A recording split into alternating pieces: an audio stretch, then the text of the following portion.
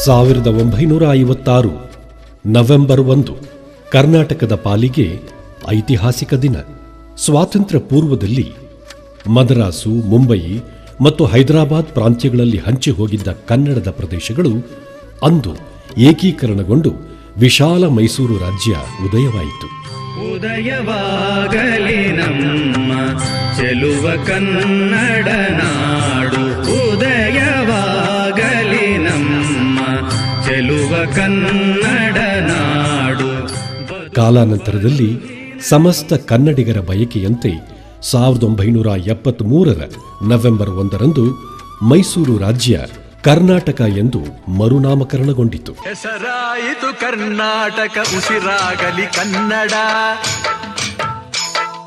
ಹಸಿಗೋಡೆಯ ಹರಳಿನಂತೆ ಹುಸಿ ಹೋಗದ ಕನ್ನಡ.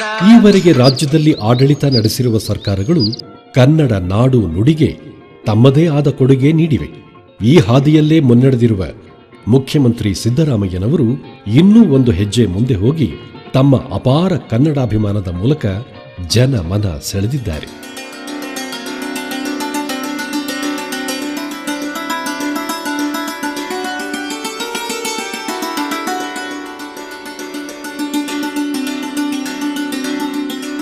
ನಿಯೋಜಿತ ಮುಖ್ಯಮಂತ್ರಿ ಎಂದು ಹೆಸರಾದ ಕೂಡಲೇ ಅವರು ರಾಷ್ಟ್ರಕವಿ ಜಿಎಸ್ ಶಿವರುದ್ರಪ್ಪನವರ ನಿವಾಸಕ್ಕೆ ಭೇಟಿ ನೀಡಿದರು. ಜ್ಞಾನಪೀಠ ಪುರಸ್ಕೃತರಾದ doctor UR Ananthamurthy, doctor Chandrashekhara Kambara ಇವರುಗಳ ಮನೆಗೆ ಹೋಗಿ ತಮ್ಮ ಕನ್ನಡತನ ಮೆರೆದರು. ತವರೂರು ಮೈಸೂರಿಗೆ ತೆರಳಿ ಜನಸಾಮಾನ್ಯರ ಜೊತೆ ಬೆರೆತರು. ಗೆಳೆಯ ಸಾಹಿತಿ ದೇವನೂರು ಮಹಾದೇವರ ಮನೆಗೆ ತೆರಳಿ ಕುಶಲೋಪರಿ ನಡೆಸಿದರು. ಜನಸಾಮಾನ್ಯರು ಮುಖ್ಯಮಂತ್ರಿಗಳ ಅಧಿಕಾರ ಸ್ವೀಕಾರ ಸಮಾರಂಭದಲ್ಲಿ ಭಾಗಿ ಆಗಬೇಕು ಎಂದು ಬಯಸಿ ಕ್ರೀಡಾಂಗಣದಲ್ಲಿ ಪ್ರಮಾಣವಚನ ಕೈಗೊಂಡರು. ನಾಡಿನ ಸಾಹಿತಿಗಳು, ಕಲಾವಿದರು, ಪ್ರಗತಿಪರ ಸಂಘಟನೆಗಳ ಮುಖಂಡರನ್ನು ಈ ಸಮಾರಂಭಕ್ಕೆ ವೈಯಕ್ತಿಕವಾಗಿ ಆಮಂತ್ರಿಸಿ ಗೌರವಿಸಿದರು. ಸನ್ಮಾನ್ಯ ಸಿದ್ದರಾಮಯ್ಯನವರು ನಮ್ಮ ರಾಜ್ಯದ ಮುಖ್ಯಮಂತ್ರಿಗಳು, ಜನಪರ ನಾಯಕರು. ನಮ್ಮೆಲ್ಲರಿಗೂ ಗೊತ್ತಿರೋ ಹಾಗೆ ಅವರು ಒಂದು ಸಮಾಜವಾದಿ ತತ್ವದ ಹಿನ್ನೆಲೆಯಲ್ಲಿ ಬೆಳೆದು ಬಂದಂಥವರು. ಹಾಗೆ ಭಾಷೆಯ ಬಗ್ಗೆ ಅವರಿಗೆ ಅದಮ್ಯವಾದಂಥ ಇಚ್ಛಾಶಕ್ತಿ ಇದೆ. ಅವರಿಗೆ ಕನ್ನಡದ ಬಗ್ಗೆ, ಸಂಸ್ಕೃತಿಯ ಬಗ್ಗೆ ಬಹಳ ದೊಡ್ಡ ಅಭಿಮಾನ ಇದೆ ಮತ್ತು ಜನಪರ ಸಂಸ್ಕೃತಿಯ ಬಗ್ಗೆ ಕಾಳಜಿ ಇದೆ.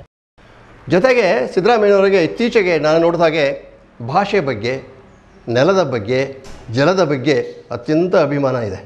ನಾವೆಲ್ಲ ಕನ್ನಡಿಗರು ಇವತ್ತು ಕನ್ನಡದ ನೆಲದ ಜಲದ ಬಗ್ಗೆ, ಭಾಷೆಯ ಬಗ್ಗೆ, ನಮ್ಮ ಸಂಸ್ಕೃತಿ ಬಗ್ಗೆ ಅಭಿಮಾನವನ್ನು ಬೆಳೆಸ್ಕೊಂಡು ಕನ್ನಡ ನಾಡನ್ನು ಕಟ್ಟಬೇಕಾದಂಥ, ಕನ್ನಡ ನಾಡಿನ ಅಭಿವೃದ್ಧಿಯನ್ನು ಮಾಡ್ತಕ್ಕಂಥ ಜವಾಬ್ದಾರಿ ಎಲ್ಲ ಕನ್ನಡಿಗರ ಮೇಲಿದೆ ಅಂತಕ್ಕಂಥ ಮಾತುಗಳನ್ನು ತಿಳಿಸ್ಲಿಕ್ಕೆ ಬಯಸ್ತಾ ಇದ್ದೇನೆ. ಕನ್ನಡದ ಕುಲದೇವಿ ಕಾಪಾಡು ಬಾತಾಗಿ, ಮುನ್ನಡೆಯ ಕನ್ನಡದ ದಾರಿ ದೇವಿಗೆ ನೀಗೆ, ಕನ್ನಡದ ಕುಲದೇವಿ ಕಾಪಾಡು. ಸಿದ್ದರಾಮನ ಹುಂಡಿಯ ಸಾಮಾನ್ಯ ರೈತ ಕುಟುಂಬದಲ್ಲಿ ಹುಟ್ಟಿ ಬೆಳೆದ ಸಿದ್ದರಾಮಯ್ಯನವರು ವಿದ್ಯಾರ್ಥಿ ದೆಸೆಯಿಂದಲೇ ಹೋರಾಟಗಾರರು, ಜನಪರ ಚಳುವಳಿಯ ಜೊತೆಗಾರರು, ಸಮಾಜವಾದಿಗಳ ಒಡನಾಟದಲ್ಲಿ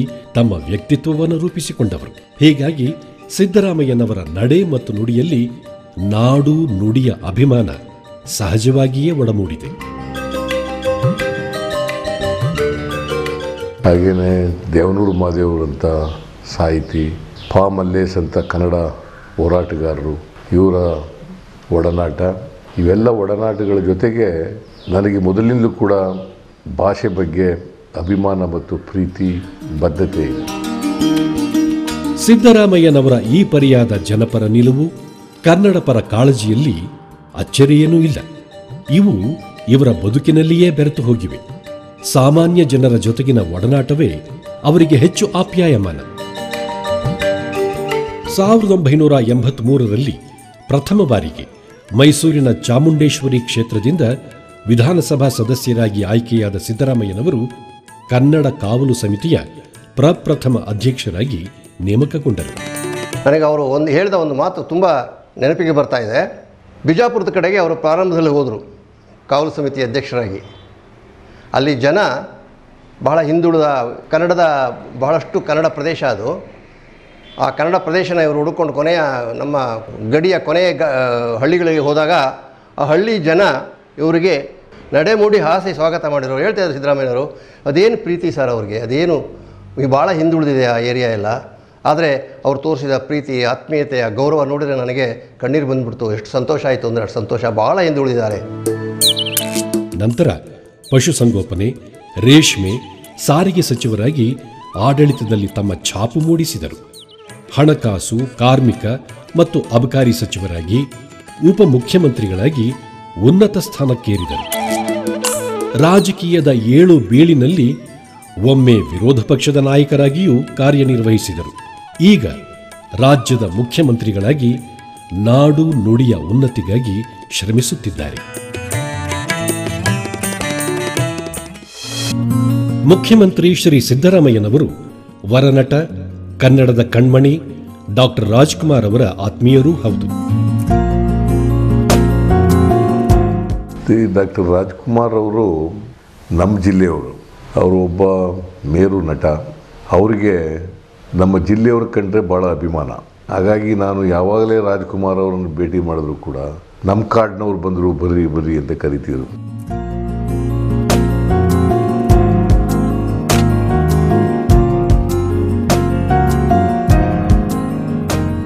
ಆಡಳಿತದಲ್ಲಿ ಕನ್ನಡ ಅನುಷ್ಠಾನ ಅವರ ಅಚ್ಚುಮೆಚ್ಚಿನ ವಿಷಯ. ತಮಗೆ ಬರುವ ಎಲ್ಲ ಕಡತಗಳು ಕನ್ನಡದಲ್ಲಿಯೇ ಇರಬೇಕು ಎನ್ನುವುದು ಅವರ ಕಟ್ಟಾಜ್ಞೆ. ಕನ್ನಡದಲ್ಲಿ ಇಲ್ಲದ ಕಡತಗಳನ್ನು ಅವರು ಯಾವುದೇ ಮುಲಾಜಿಲ್ಲದೆ ಹಿಂದಕ್ಕೆ ಕಳುಹಿಸುತ್ತಾರೆ. ಮುಖ್ಯಮಂತ್ರಿಗಳ ಈ ಖಡಾಖಂಡಿತವಾದ ಕನ್ನಡ ಪರ ನಿಲುವು ಆಡಳಿತದಲ್ಲಿ ಕನ್ನಡಕ್ಕೆ ಭೀಮಬಲ ತುಂಬಿದೆ.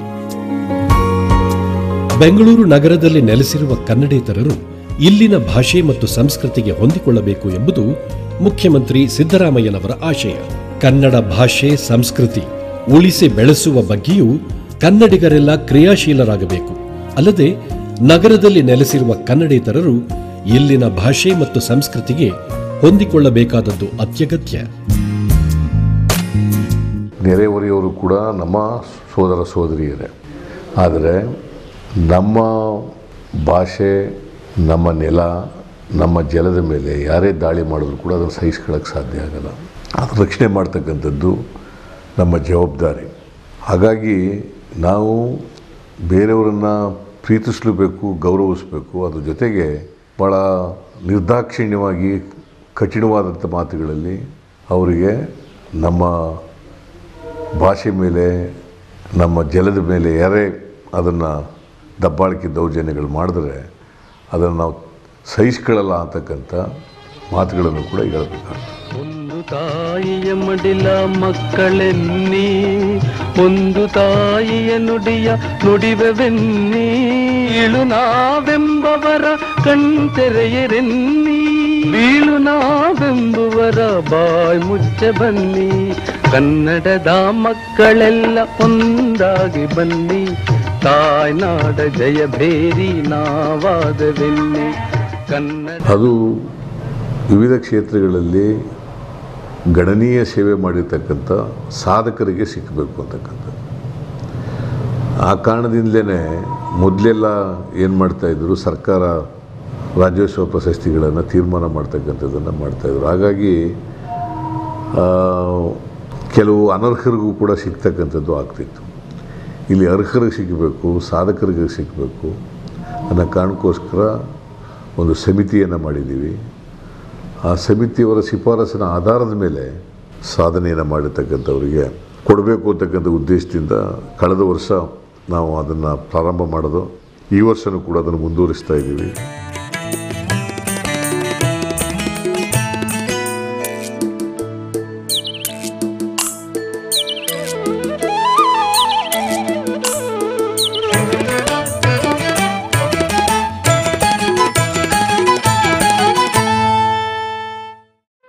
ಮಾತೃಭಾಷೆಯೇ ಕಲಿಕೆಯ ಮಾಧ್ಯಮವಾಗಬೇಕು ಎನ್ನುವುದು ಇವರ ಖಚಿತವಾದ ನಿಲುವು. ಪ್ರಧಾನಮಂತ್ರಿ ಶ್ರೀ ನರೇಂದ್ರ ಮೋದಿ ಅವರ ಭೇಟಿಯ ಸಂದರ್ಭದಲ್ಲಿ ಸಂವಿಧಾನಕ್ಕೆ ತಿದ್ದುಪಡಿ ತಂದಾದರೂ ಇದನ್ನು ಜಾರಿಗೊಳಿಸಬೇಕು ಎಂದು ಒತ್ತಾಯಿಸಿದ್ದಾರೆ. ಮಾತೃಭಾಷೆಯ ಮಾಧ್ಯಮದಲ್ಲೇ ಓದಬೇಕು ಅಂತಕ್ಕಂಥದ್ರಲ್ಲಿ ಬಲವಾದಂಥ ನಂಬಿಕೆ ಇಟ್ಕೊಂಡಿರ್ತಕ್ಕಂಥದ್ದು. ಮಾತೃಭಾಷೆ ಮೂಲಕ ನಾವು ಕಲಿತಾಗ ನಮ್ಮ ಜ್ಞಾನ ಹೆಚ್ಚು ವಿಕಾಸ ಆಗಲಿಕ್ಕೆ, ಹೆಚ್ಚು ಬೆಳವಣಿಗೆ ಆಗಲಿಕ್ಕೆ ಕಾರಣ ಆಗ್ತದೆ ಅಂತಕ್ಕಂಥದ್ದು ನನ್ನ ಸ್ಪಷ್ಟವಾದಂಥ ಅಭಿಪ್ರಾಯ. ಮುಖ್ಯಮಂತ್ರಿಗಳ ಸತತ ಒತ್ತಡ ಮತ್ತು ವೈಯಕ್ತಿಕ ಆಸಕ್ತಿಯಿಂದಾಗಿಯೇ ಬೆಂಗಳೂರು ಅಂತಾರಾಷ್ಟ್ರೀಯ ವಿಮಾನ ನಿಲ್ದಾಣಕ್ಕೆ ಕೆಂಪೇಗೌಡ ಅಂತಾರಾಷ್ಟ್ರೀಯ ವಿಮಾನ ನಿಲ್ದಾಣ ಎಂದು ಮರುನಾಮಕರಣವಾಗಿದೆ. ಕರ್ನಾಟಕದ 12 ನಗರಗಳ ಹೆಸರು ಕನ್ನಡೀಕರಣಗೊಂಡಿದೆ.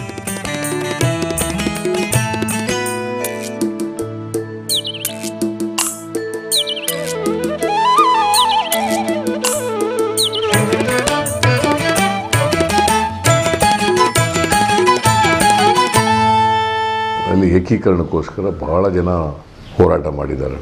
ಇವತ್ತು ಸ್ವಾರ್ಥಕ್ಕೋಸ್ಕರ ಅಥವಾ ಅಜ್ಞಾನದಿಂದ ಕನ್ನಡ ನಾಡು ಇಬ್ಬಾಗ ಆಗಬೇಕು, ಉತ್ತರ ಕರ್ನಾಟಕ ಬೇರೆ ರಾಜ್ಯ ಆಗಬೇಕು ಅಂತ ಕೇಳ್ತಾ ಇರ್ತಕ್ಕಂಥದ್ದು ಅದು ಮೂರ್ಖತನದ ಪರಮಾವಧಿ.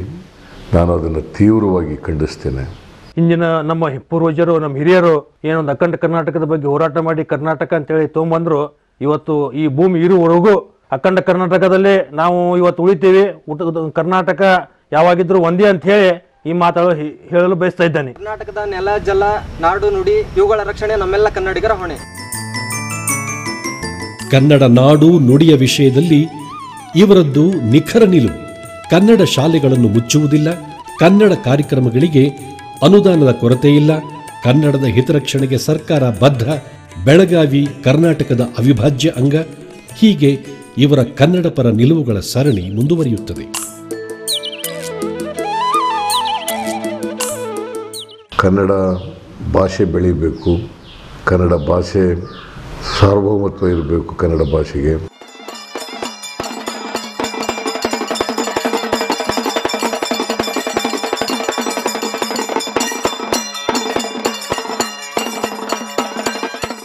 ನಮ್ಮ ಬದುಕು ಗೊತ್ತಾಗಬೇಕಾದ್ರೆ, ನಮ್ಮ ಸಂಸ್ಕೃತಿ ಗೊತ್ತಾಗಬೇಕಾದ್ರೆ, ನಮ್ಮ ಜನಜೀವನ ಅರ್ಥ ಆಗಬೇಕಾದ್ರೆ ಜನಪದ ಸಂಪತ್ತನ್ನು ಉಳಿಸಬೇಕಾದದ್ದು, ಅದನ್ನು ರಕ್ಷಣೆ ಮಾಡಬೇಕಾದದ್ದು ಜವಾಬ್ದಾರಿ ಇದೆ ಮತ್ತು ಅದನ್ನು ಬೆಳೆಸಬೇಕಾಗ್ತದೆ.